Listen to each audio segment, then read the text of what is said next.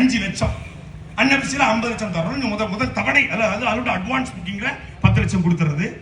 அந்த தாயை, அந்த மாலதிங்கிற அந்த தாயை, அஜித்குமாரோட அம்மாவை மன நோயாளியா மாத்திட்டாங்க. அப்படி ஃப்ரீஸ் பண்ணி அது என்ன பண்றது, மொத்த கரைவெட்டி வீட்டுல என்ன பார்த்தாலே ஊரு நம்ம தெரியல, பார்த்தாலே நடந்து போக மாட்டோம்.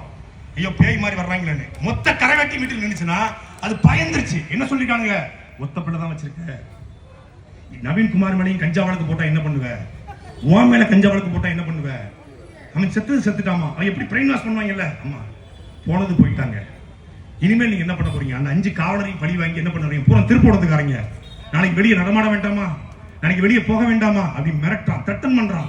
இதுக்கு யார் வரா, எங்க அண்ணன் ஜெய்சில கூட யார் சொன்னாங்க நம்ம பேர்லாம் யூஸ் பண்ணக்கூடாது. யார் வர்றா, புரோக்கர் யாரா, பேரூராட்சி தலைவர், பேரூராட்சி தலைவர்.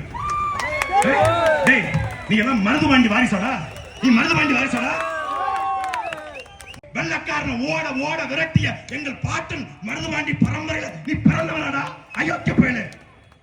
புரோக்கர் வேலை பார்க்கிற, புரோக்கர் வேலை, சேங்க மரம் மயிர் மாற.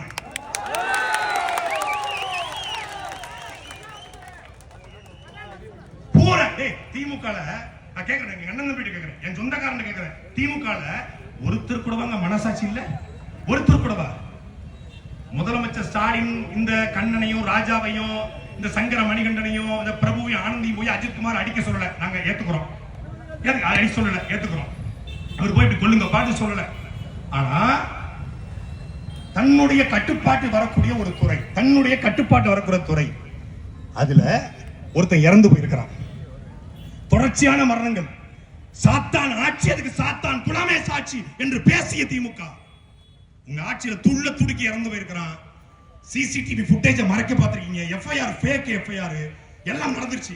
சரி, செந்தில் பாலாஜிக்கு ரைடு வந்தோடனே பதறி போய் டெல்லிக்கு போன முதலமைச்சர், ஈடி ரைடு வந்தோடனே மகனை கைது பண்ண கூடாதுன்னு எப்போதும் புறக்கணித்த நிதி ஆயோக்கை இந்த முறை புறக்கணிக்காத டெல்லிக்கு போய் மோடியுடைய காலை பிடிச்சு தொங்கிய முதலமைச்சர்.